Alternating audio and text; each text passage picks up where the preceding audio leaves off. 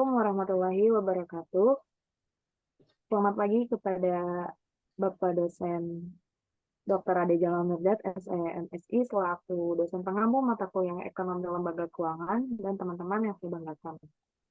Kami dari kelompok 4 ingin mempresentasikan tentang Bank Umum. Adapun anggota kelompok kami terdiri dari Agustia Baria, saya sendiri selaku moderator, dan partner saya yaitu Syabrina Mardatu MF yang akan sebagai pemateri. Adapun outline yang akan saya sampaikan, yang pertama itu ada perkembangan dan jenis bank, yang kedua kesehatan bank dan rahasia bank, yang ketiga penghimpunan dan penyaluran dana, yang keempat clearing, kelima peran bank umum terhadap perekonomian Indonesia, dan terakhir yaitu ada kesimpulan. Materi pertama yaitu tentang perkembangan bank umum. Perkembangan bank umum di Indonesia telah meningkat seiring berjalannya waktu. Pada tahun 2021, terdapat 109 bank umum non-devisa dan 1.545 bank umum devisa yang diakui oleh Bank Indonesia dengan persyaratan ketat. Bank-bank ini bekerja sama dengan Bank Indonesia dan pemerintah dalam program peningkatan taraf hidup masyarakat dan memiliki kemampuan membeli agunan melalui pelelangan, di mana mereka dapat mengambil berbagai bentuk hukum, termasuk perseroan terbatas, koperasi, atau perusahaan daerah. Selanjutnya, adapun definisi dan fungsi dari bank umum. Bank umum merupakan salah satu institusi keuangan yang sangat berperan dalam perekonomian setiap negara, walaupun eksistensinya sangat bergantung kepada kepercayaan masyarakat. Namun saat ini, bank umum hampir memengaruhi semua aspek kehidupan. Berbagai jasa dan fasilitas yang disediakan oleh bank umum sangat menentukan kelancaran produksi, distribusi, dan konsumsi di tengah masyarakat, sehingga bank dianggap sebagai agent of development, agent of trust, dan agent of service. Menurut Undang-Undang RI Nomor 10 Tahun 1998, Bank Umum adalah bank yang melaksanakan kegiatan secara konvensional atau berdasarkan prinsip syariah yang dalam kegiatannya memberi jasa dalam lalu lintas pembayaran. Selanjutnya itu fungsi dari perbankan itu terbagi menjadi dua, yang ada pertama, fungsi intermediasi perbankan dapat dijelaskan sebagai berikut. Yang pertama, menghimpun dana dari masyarakat, yang dimana bank ini menghimpun dana dari masyarakat melalui tabungan, deposito, berjangka, giro, ataupun bentuk simpanan lainnya. Dengan penghimpunan dana ini, bank menjamin keamanan uang masyarakat tersebut, sekaligus memberikan bunga untuk dana tersebut. Yang kedua, yaitu menyalurkan dana kepada masyarakat. Setelah menghimpun dana dari masyarakat, bank akan menyalurkan dana ini kepada masyarakat, baik perorangan maupun berbadan hukum yang membutuhkan melalui sistem kredit atau pinjaman. Yang kedua itu fungsi secara lebih spesifik dari bank dapat disampaikan sebagai berikut. Yang pertama sebagai agent of trust, yang artinya pembawa kepercayaan. Bank dinilai sebagai lembaga yang mengandalkan kepercayaan sebagai kunci dasar utama dari kegiatan perbankan. Yang kedua sebagai agent of development, bank juga berfungsi sebagai pembawa pembangunan, yaitu sebagai badan usaha. Bank tidaklah semata-mata untuk mengejar keuntungan atau profit oriented, tetapi bank turut bertanggung jawab atas pembangunan nasional dalam rangka meningkatkan taraf hidup rakyat banyak. Nah, ketiga itu sebagai agent of service, yang dimana kita ketahui bahwa bank menawarkan segala berbagai jasa keuangan pada masyarakat seperti penyimpanan dana, jasa pemberian pinjaman, dan jasa lainnya, sehingga jasa yang ditawarkan oleh bank ini dapat membantu kegiatan perekonomian masyarakat. Selanjutnya, adapun jenis-jenis perbankan di Indonesia terdapat sebagai berikut. Yang pertama itu ada jenis bank menurut kepemilikannya, yaitu ada bank milik pemerintah, bank pemerintah daerah, bank milik swasta nasional, bank umum campuran, bank swasta asing. Yang kedua yaitu jenis bank berdasarkan fungsi. Yang pertama ada bank umum, kedua bank berkredit rakyat. Yang ketiga jenis bank menurutkan status atau kedudukannya. Yang pertama itu ada bank devisa, kedua ada bank non-devisa, dan yang terakhir itu ada jenis bank menurut prinsip operasinya, itu ada bank berdasarkan prinsip konvensional, yang kedua ada bank prinsip syariah. Beberapa contoh bank umum di Indonesia ini antara lain ada BRI, BNI, Bank Mandiri, dan lain-lain. Jadi setiap jenis bank umum memiliki fungsi dan peran yang berbeda dalam kegiatan perbankannya. Untuk itu, masyarakat dapat memilih jenis bank umum yang sesuai dengan kebutuhan dan preferensinya mereka. Selanjutnya, ada kesehatan dan rahasia bank, yang dimana definisi dari kesehatan ini adalah mengacu pada kemampuan bank untuk beroperasi normal dan memenuhi kewajibannya sesuai peraturan perbankan yang berlaku. Bank yang sehat menjalankan fungsi intermediasi dan pembayaran dengan efektif, memelihara kepercayaan masyarakat. Untuk itu, penilaian kesehatan bank ini melibatkan aspek seperti yang pertama, ada aspek permodalan banknya, di mana penilaian ini didasarkan kepada kewajiban bank dalam menyediakan modal minimum. Dasar penilaian adalah rasio kecukupan modal atau capital adequacy ratio yang ditetapkan oleh Bank Indonesia. Yang kedua, ada aspek kualitas aset. Adalah penilaian dilaksanakan terhadap jenis-jenis aset yang dimiliki bank dengan memperbandingkan antara aktiva produktif yang diklasifikasikan dengan aktiva produktif yang lain. Yang ketiga, itu ada aset manajemen bank. Unsur ini dinilai dari tingkat pendidikan dan pengalaman para karyawan dalam menangani berbagai kasus yang terjadi. Yang keempat, itu ada aspek likuiditas yang dimana suatu bank dikatakan berada pada kondisi liquid jika bank tersebut mampu membayar semua hutangnya baik berupa tabungan, giro, deposit, dan lain-lain pada saat ditagih dan dapat pula memenuhi semua permohonan kredit yang layak dipenuhi. Yang terakhir yaitu ada aspek rentabilitas, yaitu penilaian terhadap kemampuan suatu bank dalam meningkatkan laba di mana bank dianggap sehat jika rentabilitas bank tersebut menunjukkan tren yang terus meningkat dari satu periode ke periode lainnya. Keseluruhan penilaian ini digunakan untuk menentukan status bank sebagai sehat atau tidak sehat. Adapun faktor yang menyebabkan penurunan kesehatan bank ini dari campur tangan eksternal, praktek buruk, dan tindakan yang membahayakan kelangsungan bank. Jadi, kesehatan bank sangat penting karena industri perbankan berperan strategis dalam perekonomian suatu negara. Gangguan dalam perbankan dapat mempengaruhi pembangunan ekonomi dan kesejahteraan masyarakat. Dari kesehatan dan rahasia bank juga sangat diperlukan. Untuk itu, pengertian dari rahasia bank adalah segala sesuatu yang berhubungan dengan keuangan dan informasi lainnya mengenai nasabah bank yang wajib dirahasiakan menurut kelaziman dunia perbankan, yang artinya semua informasi pribadi dan finansial nasabah harus dijaga kerahasiaannya oleh bank. Untuk itu, pentingnya rahasia bank ini yang pertama, sebagai kepercayaan masyarakat terhadap bank sangat penting karena bank adalah lembaga keuangan yang menerima dan mengelola uang nasabah. Jika bank tidak menjaga kerahasiaan data nasabah, maka masyarakat akan kehilangan kepercayaan pada bank tersebut yang dapat mengganggu aktivitas perbankan bahkan perekonomian secara keseluruhan. Yang kedua, privasi finansial dan perlindungan data pribadi, yang dimana nasabah ingin memiliki privasi terkait dengan informasi keuangannya. Mereka ingin yakin bahwa data pribadi dan finansial mereka tetap aman dan tidak akan disalahgunakan oleh pihak lain. Untuk itu, rahasia bank memberikan perlindungan terhadap privasi ini.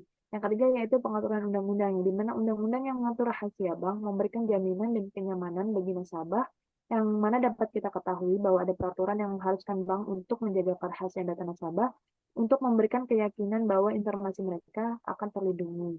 Yang keempat yaitu ada Undang-Undang RI Nomor 10 Tahun 1998. Undang-undang ini membatasi rahasia bank pada data nasabah penyimpanan, yang berarti bahwa bank hanya dapat memberikan informasi kepada pihak-pihak tertentu dalam batasan tertentu. Hal ini mengatur ulang hubungan antara bank dengan debitur serta memberikan lebih fleksibilitas kepada bank dalam mengelola informasi nasabah dengan tetap mematuhi undang-undang yang berlaku. Jadi, inti dari rahasia bank adalah memastikan rahasia informasi keuangan dan data pribadi nasabah dalam konteks industri perbankan dengan tujuan melindungi privasi nasabah dan mempertahankan kepercayaan dalam aktivitas perbankannya. Selanjutnya, itu ada penghimpunan dan penyaluran dana.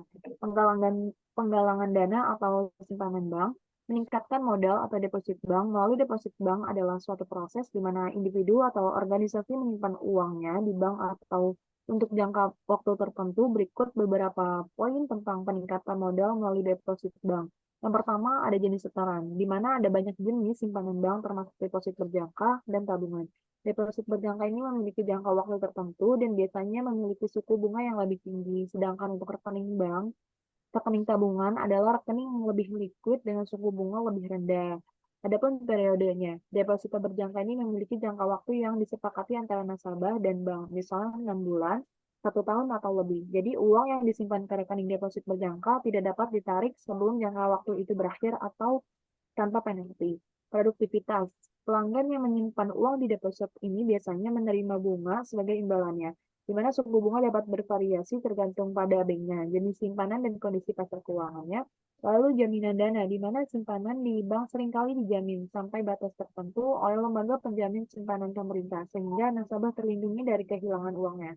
Adapun batas penarikan, pada deposito berjangka memiliki batas penarikan sebelum jangka waktu itu berakhir. Jadi, jika nasabah membutuhkan akses cepat terhadap uangnya, tabungan mungkin merupakan pilihan yang lebih cocok untuk dipilihnya oleh nasabah, Selain itu ada investasi jangka panjang yang dimana deposito bank seringkali digunakan sebagai bentuk investasi jangka pendek atau sebagai tempat yang aman untuk menyimpan uang. Yang terakhir itu ada dukungan untuk pinjaman bank, yang dimana deposito bank juga merupakan sumber penting mobilisasi modal bagi bank dan menggunakan modal yang diterima dari nasabah melalui simpanan untuk dipinjamkan atau diinvestasikan kepada pihak lain. Materi selanjutnya akan disampaikan oleh Pak Tersen. Baik, terima kasih. Untuk materi selanjutnya, beberapa poin penting tentang penyaluran uang. Yang pertama ini ada jenis kredit. Bank menawarkan berbagai jenis kredit termasuk kredit konsumen seperti pinjaman pribadi atau kredit bisnis, pinjaman rumah, dan banyak bentuk kredit lainnya. Persyaratan dan pertujuannya yaitu untuk mendapatkan pinjaman dari bank, peminjam harus memenuhi syarat-syarat tertentu, antara lain nilai kredit yang pendapatannya yang cukup, dan kemampuan membayar utang. Proses persetujuan kredit mencakup penilaian risiko bank. Lalu yang berikutnya ada bunga dan biaya. Kredit bank seringkali disertai dengan bunga yang merupakan biaya tambahan yang harus dibayar oleh peminjam. Ada juga biaya-biaya lain yang terlibat dalam proses pemberian kredit seperti biaya pengelolaan dan biaya keterlambatan pembayaran. Yang selanjutnya ada periode. Kredit bank dapat mempunyai syarat yang berbeda-beda tergantung dari jenis kredit dan kesepakatan antara bank dan peminjam. Misalnya, kredit konsumen biasanya memiliki jangka waktu yang lebih pendek dibandingkan pinjaman hipotek. Yang selanjutnya, tujuan penggunaan modal. Kredit bank dapat digunakan untuk berbagai tujuan termasuk pembelian real estate, modal kerja untuk usaha, pendidikan, atau pembelian barang konsumsi. Bank seringkali memerlukan informasi tentang tujuan penggunaan modal ketika mengajukan pinjaman. Manfaat perbankan yaitu bank memperoleh keuntungan dari pemberian kredit melalui selisih antara suku bunga yang mereka bayarkan atas simpanan nasabah dan suku bunga yang mereka terima dari peminjam. Ini adalah salah satu sumber pendapatan utama bank. Yang terakhir yaitu pengawasan manajemen. Sektor perbankan tunduk pada peraturan yang ketat untuk menjamin perlindungan konsumen dan stabilitas sistem keuangan. Otoritas pengawas keuangan mengatur kegiatan peminjaman bank. Kredit bank memainkan peran penting dalam perekonomian dengan menyediakan sumber daya keuangan kepada individu dan bisnis untuk mendanai berbagai kebutuhan dan proyek, namun penting untuk menggunakan kredit dengan bijak dan memahami konsekuensi finansial yang terkait dengan pembayaran bunga dan pinjaman. Untuk materi selanjutnya itu ada clearing dan market clearing. Kata clearing berasal dari bahasa Inggris yaitu clear. Dalam konteks perbankan, clearing dapat diartikan sebagai jasa penyelesaian hutang piutang antara bank dengan cara saling menyerahkan warkat-warkat yang akan dikeliringkan di lembaga clearing yang koordinir oleh Bank Indonesia.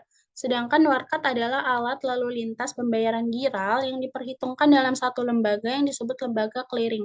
Lembaga clearing secara resmi dibentuk Bank Indonesia pada tanggal 7 Maret 1967 sehingga masalah waktu, tempat penyelenggaraan, siapa yang hadir, dan sebagainya dapat ditentukan karena telah terkoordinir secara pasti dan resmi. Selanjutnya, dari definisi di atas, diketahui bahwa dalam pelaksanaan atau penyelenggaraan proses clearing ini, masing-masing bank menyerahkan warkat-warkat yang akan dikeliringkan. Warkat yang dapat diperhitungkan dalam proses clearing domestik Indonesia adalah yang pertama ada cek, yang kedua billet giro, yang ketiga surat bukti penerimaan transfer dari luar kota, yang keempat vessel bank untuk transfer kredit, dan yang kelima lalu lintas giral atau nota kredit. Warkat-warkat di atas harus memenuhi syarat untuk dapat diperhitungkan antara lain. Yang pertama, warkat-warkat tersebut dikeluarkan oleh bank-bank peserta clearing. Warkat dinyatakan dalam mata uang rupiah dan bernilai penuh 100% dari face value. Warkat-warkat tersebut telah jatuh tempo ketika diperhitungkan dalam penyelenggaraan clearing. Dapat dilihat pada gambar di samping, ada hubungan multilateral dan juga bilateral dari clearing. Dengan adanya lembaga clearing ini, maka hubungan proses penyelesaian lalu lintas pembayaran giral ini bersifat multilateral karena lembaga clearing dianggap sebagai pihak ketiga. Sebaiknya Hubungan antara satu bank dengan bank lainnya tanpa melalui pihak ketiga dan setiap bank memiliki rekening di bank korespondennya disebut hubungan bilateral. Perbedaan kedua hubungan ini dapat dilihat pada gambar di samping. Sistem clearing antar bank meliputi sistem clearing domestik dan juga clearing lintas negara. Perhitungan dan penyelesaian clearing dilaksanakan setiap hari untuk mengetahui apakah suatu bank yang ikut clearing menang atau kalah clearing.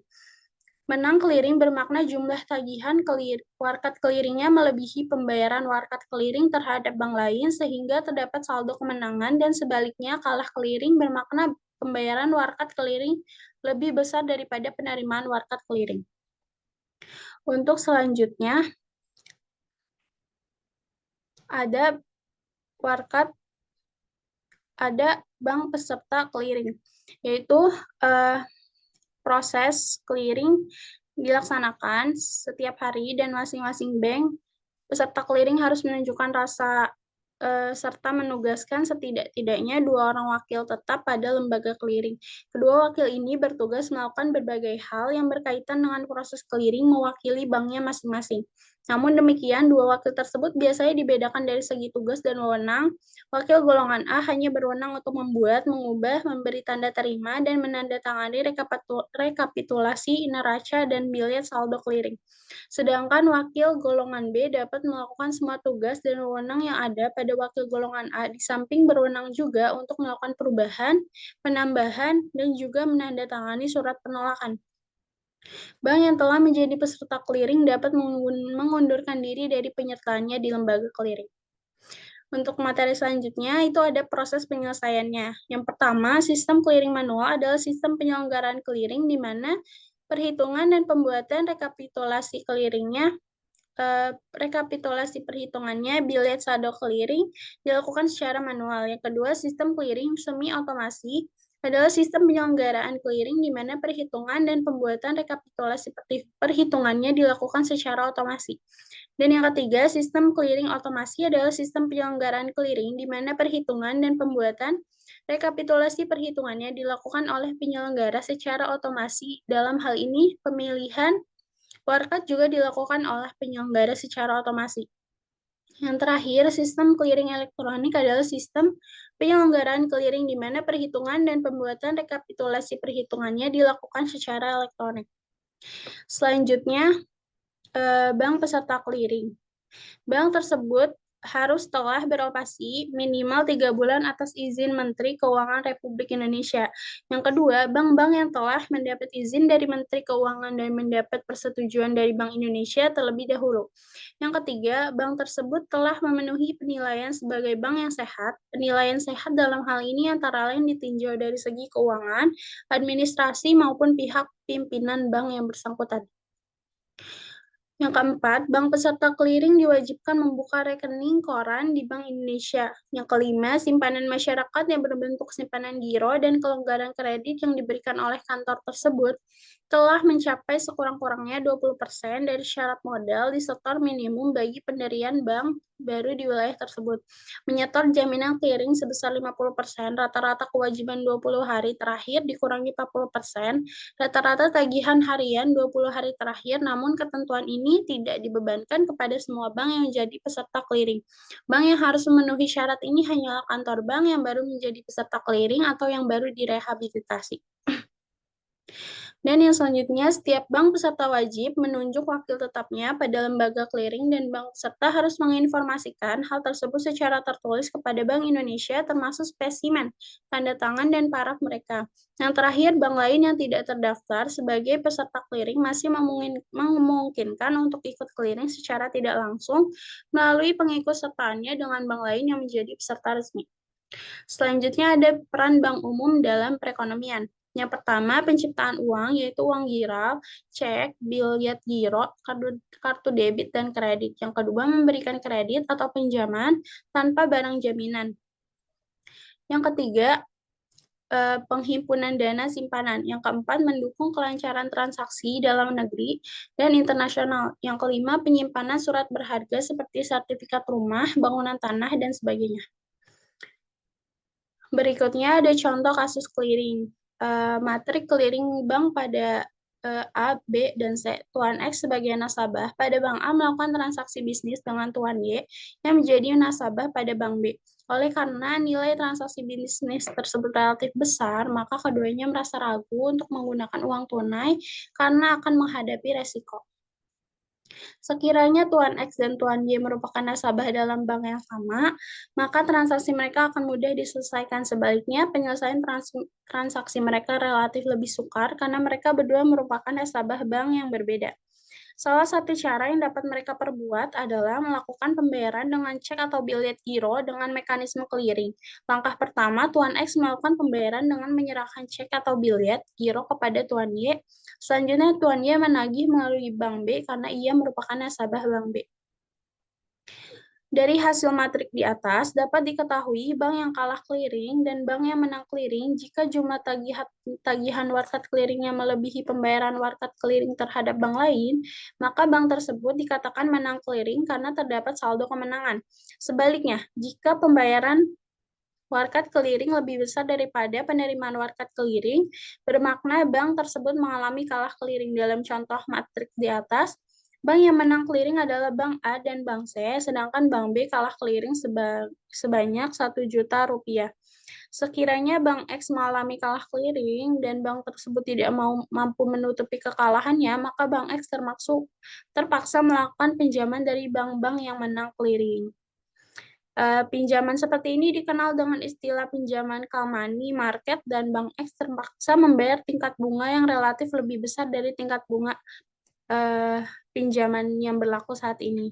Sekian dari saya kembalikan kepada moderator. Baik, terima kasih kepada Sabrina. Yaitu kesimpulan dari materi tersebut adalah bank telah mengalami perkembangan yang signifikan di Indonesia seiring dengan pertumbuhan ekonomi dan perubahan dalam sistem perbankan. Yang mana pada dasarnya terdapat beberapa jenis bank di Indonesia termasuk bank umum atau bank komersial, bank persepsi atau bank sentral, dan bank pembangunan, bank syariah, serta yang terakhir yaitu bank koperasi. Bank umum adalah bank yang beroperasi dalam model konvensional dan menyediakan berbagai layanan keuangan kepada masyarakat umum. Bank persepsi adalah bank sentral atau bank Indonesia yang bertanggung jawab atas pengaturan dan pengawasan sistem perbankan. Sedangkan bank pembangunan berfokus pada pembiayaan proyek-proyek pembangunan. Adapun bank syariah beroperasi sebagai prinsip-prinsip syariah Islam. Bank koperasi adalah lembaga keuangan yang dimiliki oleh anggotanya. Penghimpunan dana oleh bank mencakup kegiatan menarik simpanan dari nasabah dan mendapatkan dana dari sumber-sumber lain, seperti pinjaman dari bank sentral ataupun pihak ketiga. Penyaluran dana ini mencakup memberikan kredit kepada individu, perusahaan, dan identitas lain untuk berbagai keperluan, seperti pembiayaan rumah, kendaraan, usaha, dan lainnya. Bank umum memiliki peranan yang sangat penting dalam perekonomian Indonesia. Beberapa peran utamanya meliputi pemberi pinjaman, tempat penyimpanan uang, intermediasi keuangan, pengelolaan risiko, dan yang terakhir sebagai stabilitas keuangan. Jadi secara keseluruhan, bank umum ini memainkan peran vital dalam mendukung pertumbuhan ekonomi dan keuangan masyarakat di Indonesia. Selanjutnya adalah daftar pustaka yang membantu kami untuk menyusun materi tersebut. Baik, presentasi dari kelompok 4 cukup sekian, kurang lebihnya mohon maaf. Wassalamualaikum warahmatullahi wabarakatuh.